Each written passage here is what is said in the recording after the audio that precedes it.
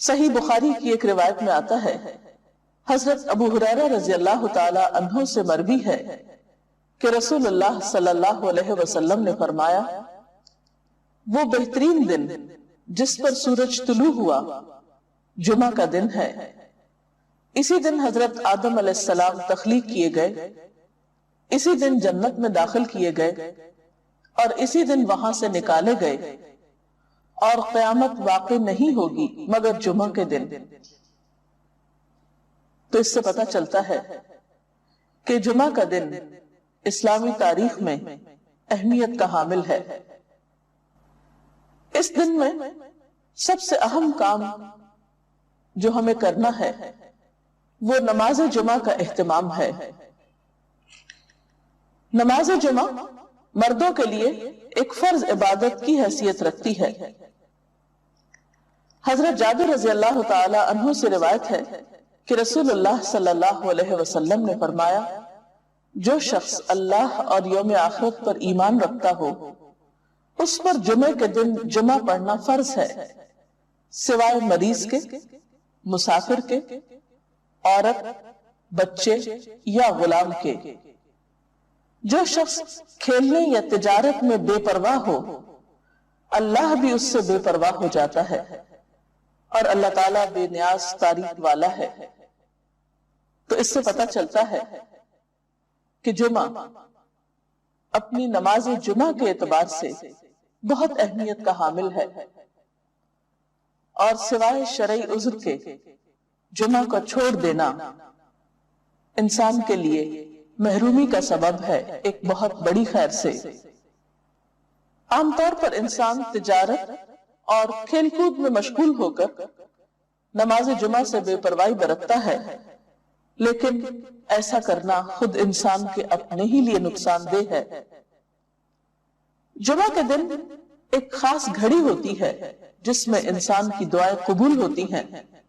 حضرت ابو ہریرہ رضی اللہ تعالی عنہ سے روایت ہے، رسول اللہ صلی اللہ علیہ وسلم نے جمعہ کے دن کا ذکر کیا تو ارشاد فرمایا، اس میں ایک ایسی گھڑی ہے کہ جس مسلمان بندے کو وہ میسر آ جائے اور وہ کھڑا ہوا نماز پڑھ رہا ہو تو وہ اللہ سے جس چیز کا سوال کرتا ہے اللہ تعالیٰ اسے ضرور عطا فرما دیتا ہے۔ اور آپ نے اپنے ہاتھ سے اس گھڑی کے مختصر ہونے کا ارشاد فرمایا کہ وہ بہت لمبا یا طویل وقفہ نہیں ہوتا، طویل وقت نہیں ہوتا، بلکہ وہ ایک مختصر سی گھڑی ہوتی ہے۔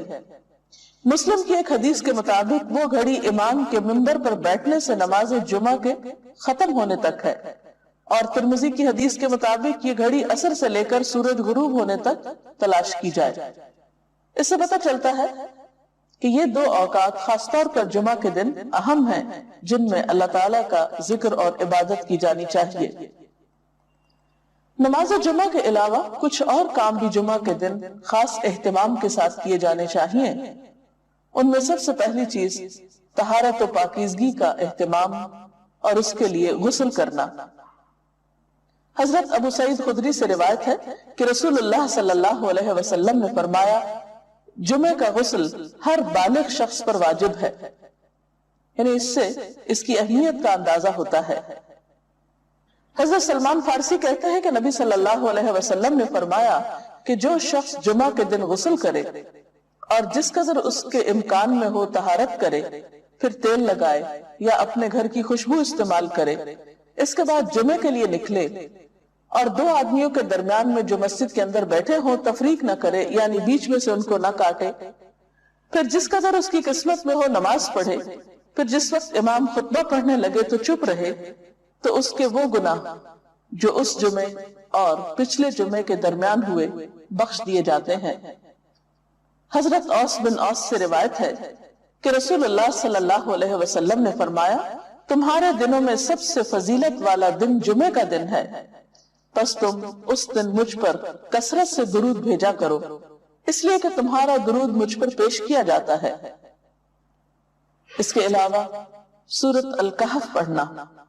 آپ صلی اللہ علیہ وسلم نے فرمایا، جو شخص سورۃ الکہف کی تلاوت جمعے کے دن کرے گا تو آئندہ جمعے تک اس کے لیے ایک خاص نور کی روشنی رہے گی۔ سورۃ الکہف 15ویں پارے میں ہے۔ اجر و ثواب کے اعتبار سے بہت بہترین صورت ہے۔